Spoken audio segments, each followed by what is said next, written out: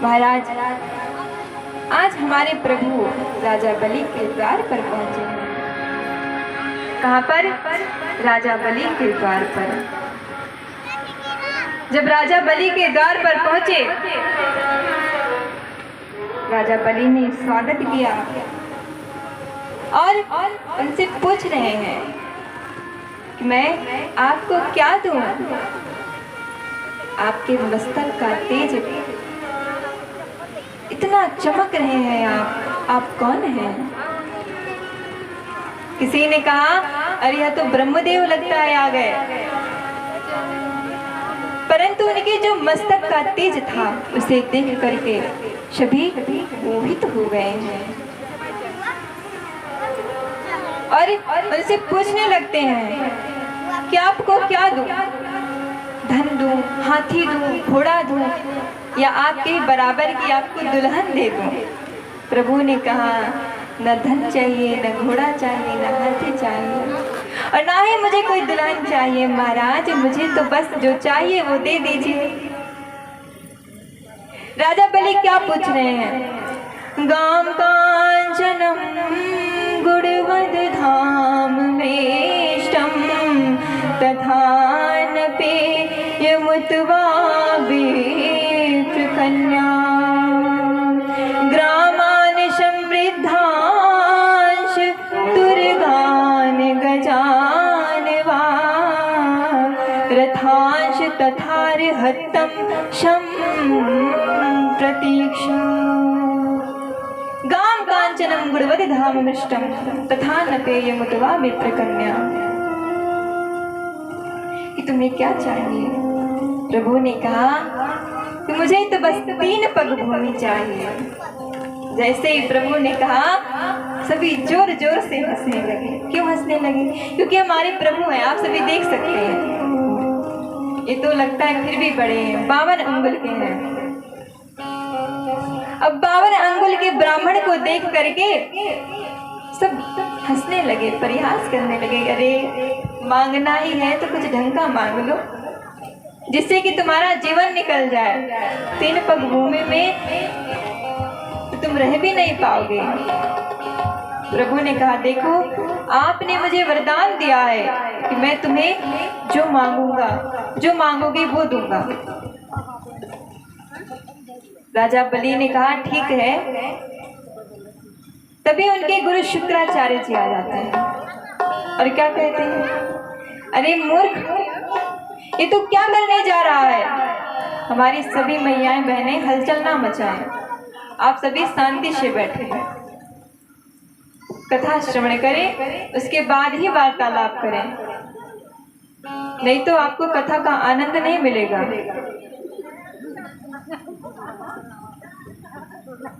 जैसे ही प्रभु ने 3 पग भूमि मांगी, शुक्राचार्य जी आकर मना करने लगते हैं कि अरे मूर्ख, यह ब्रह्मा है, श्री हरि नारायण है। तुमने 3 पग भूमि दे दी तो तेरे पास कुछ नहीं बचेगा।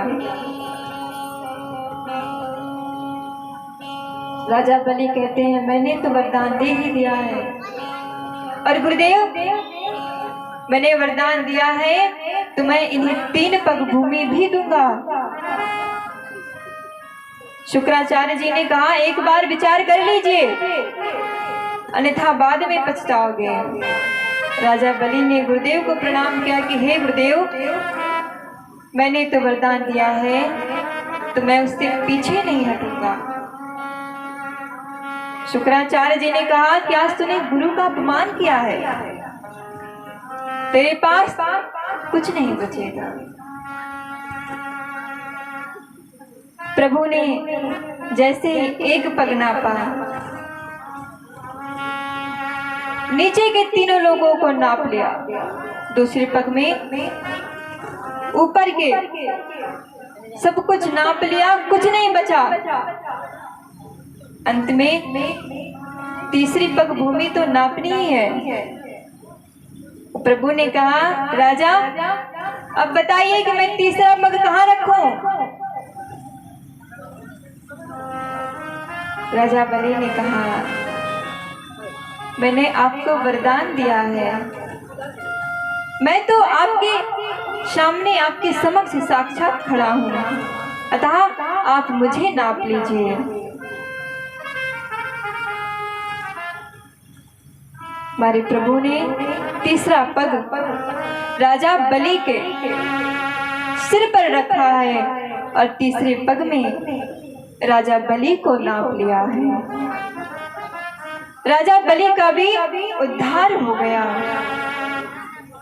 अब राजा बलि कहते हैं कि प्रभु मुझे वरदान दीजिए, मुझे भी वरदान चाहिए। जितने देवता हैं, जितने प्रभु हैं, वे सभी राजा बलि के भक्ति में बंध गए हैं। राजा बलि के अंदर ब्राह्मणों के प्रति इतनी भक्ति है, इतनी श्रद्धा है कि ब्रह्मा जी उन्हें अपने पास बांध कर रख देते हैं, कांच से बांध कर रखते हैं कि जिससे राजा बलि मुझसे दूर ना जाए। सभी देवताओं ने कहा कि राजा बलि ने तो अपना वरदान पूरा कर दिया है,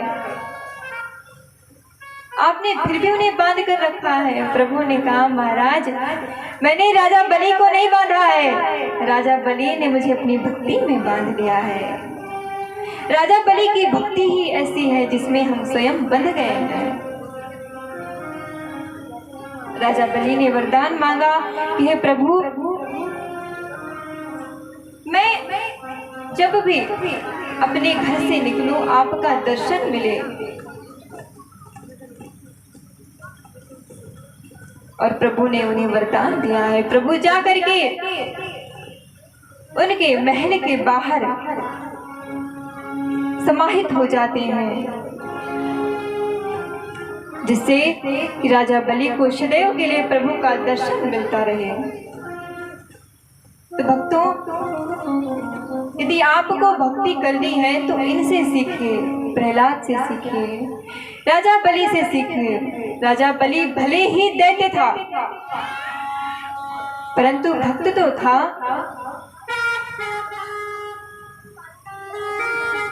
ब्राह्मणों का भक्त था वो। और जो देवता होते हैं वो ब्राह्मणों के अधीन होते हैं। और ब्राह्मण किसके अधीन होते हैं? मंत्रों के अधीन होते हैं। जिस दिन से आप ब्राह्मणों का सम्मान करना, उनकी सेवा करना, उन्हें दान करना सीख जाएंगे, आपका कल्याण निश्चित हो जाएगा।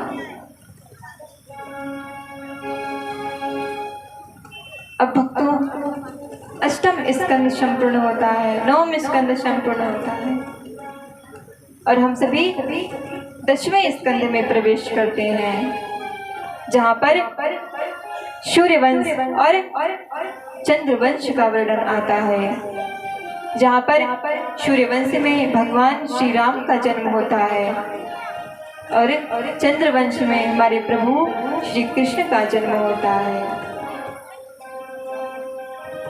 और आज मेरे कन्हैया का जन्म होगा, इसीलिए देखो मेरी मैयाएं पीले पीले कपड़े पहन कर आए हैं, क्योंकि हमारे जो कन्हैया हैं वो सांवले रंग के हैं।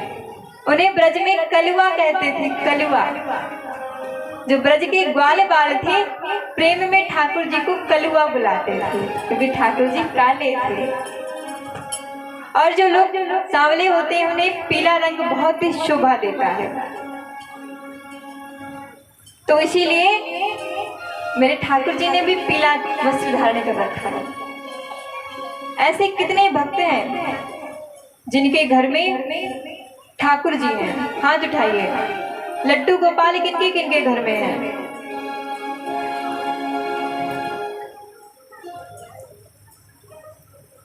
बहुत ही कम भक्त हैं। यह संख्या तो मुझे समझ में ही ना आई। जिनके घर में ठाकुर जी नहीं है, उनके घर की पूजा संपूर्ण नहीं है। आप सभी के घर में ठाकुर जी होने चाहिए, सभी के घर में। और ठाकुर जी की सेवा कैसे करेंगे? जैसे आप अपने बच्चों की सेवा करते हैं ना, वैसे ठाकुर जी की सेवा कीजिए। नित्य प्रति उन्हें सुबह स्नान कराइए, सुंदर से वस्त्र पहनाइए, उनका श्रृंगार कीजिए, उन्हें भोग लगाइए। और ध्यान रहे कि ठाकुर जी को कभी तामसी भोजन का भोग नहीं लगाते हैं। लहसुन, प्याज इत्यादि का उपयोग उनके प्रसाद में नहीं करते हैं। और मेरे ठाकुर जी सब कुछ खाते हैं, जो खिलाएंगे आप वह भी खाएंगे। और ठाकुर जी ही नहीं, जितने भी प्रभु हैं, जितने भी देवता हैं, वे सब कुछ स्वीकार कर लेते हैं यदि आप भाव से खिलाएं। जैसे आप सभी ने कथा श्रवण ही की होगी भगवान भोले शंकर की, जिसमें एक भक्त उन्हें मीट का भोग लगा रहा है और हमारे प्रभु उसे स्वीकार भी कर रहे हैं। क्यों कर रहे हैं? क्योंकि वह भक्त बड़े ही भाव से खिला रहा है। और प्रभु सिर्फ भाव के भूखे होते हैं। जैसे राम जी ने अवतार लिया तो शिवरी के जूठे बैर खाए। क्यों खाए? क्योंकि उन्होंने भाव से खिलाए। कृष्ण जन्म लिया तो विदुरानी काकी के केले के छिलके खाए, क्योंकि वे तो भाव के भूखे हैं महाराज। जब भी मंदिरों में दर्शन करने जाएं, आपको ध्यान रहे कि हमारे जो प्रभु, जो सभी देवताओं के भक्त हैं, राम जी के भक्त हैं, श्री हनुमान जी महाराज, एकदम सामने होकर इन्हें कभी भी प्रणाम न करें। इस बात को आप ध्यान से सुनिएगा, बहुत जरूरी बात है, बहुत काम आने वाली बात है। जब भी हनुमान जी को प्रणाम करें तो उनके सामने खड़े होकर ना करें, थोड़ा सा तिरछा हो जाए। क्यों तिरछा हो जाए? क्योंकि हनुमान जी के सामने सदैव राम जी और कृष्ण जी की झांकी रहती है, जिसे वो देखते रहते हैं। और यदि आप उनके सामने खड़े हो जाएंगे तो उन्हें अपने इष्ट की झांकी नहीं दिखेगी और वे क्रोध में आ जाएंगे और आपकी पूजा को, आपकी अर्चना को कभी स्वीकार नहीं करेंगे। और यह जो कथा लिखी हुई है, आप सभी ग्रंथों को जब खोलेंगे, पढ़ेंगे, तब आपको मिलेगा। इन कथाओं का विस्तार तब मिलेगा आपको कि हनुमान जी के सामने कुछ संतों का, कुछ महात्माओं का कहना होता है, बहुत से गांव के लोग होते हैं जो कहते हैं कि स्त्रियों को हनुमान जी के सामने नहीं खड़ा होना चाहिए।